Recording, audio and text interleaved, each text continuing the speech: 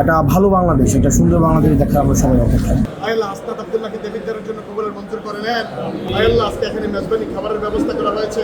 আয়াল্লাহ আসনাদ আব্দুল্লাহ এই আয়োজন করেছেন মাওলা। আমরা যে এপ্রিলের যে ডেট দিয়েছে প্রধান উপদেষ্টা, আমরা ইতিমধ্যে বেশ কয়েকবার বলেছি এপ্রিলের ডেট আমরা ইতিবাচক হিসেবে দেখছি। তবে এর আগেই আমাদের জুলাই সনদ কার্যকর হতে হবে এবং হচ্ছে যে আমাদের ঘোষণাপত্র দেওয়ার কথা সেটা অবশ্যই দিতে হবে। আর এনসিপি বর্তমানে হচ্ছে যে সাংগঠনিক বিস্তারে হচ্ছে মনোযোগী দিচ্ছে। আপনারা দেখতে পাচ্ছেন যে আমরা সারা দেশ বিভিন্ন উপজেলা ইউনিয়ন পর্যায় পর্যন্ত আমরা যাচ্ছি।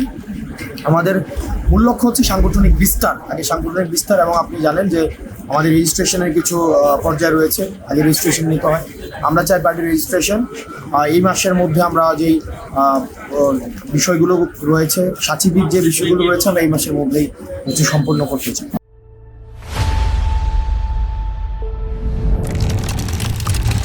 সারা বাংলাদেশে মানুষের আসলে সেন্ট্রিস্ট পলিটিক্সের একটা প্রত্যাশা তৈরি হয়েছে। আপনারা জানেন যে যেখানেই যাচ্ছে আমরা অভূতপূর্ব সাড়া পাচ্ছি।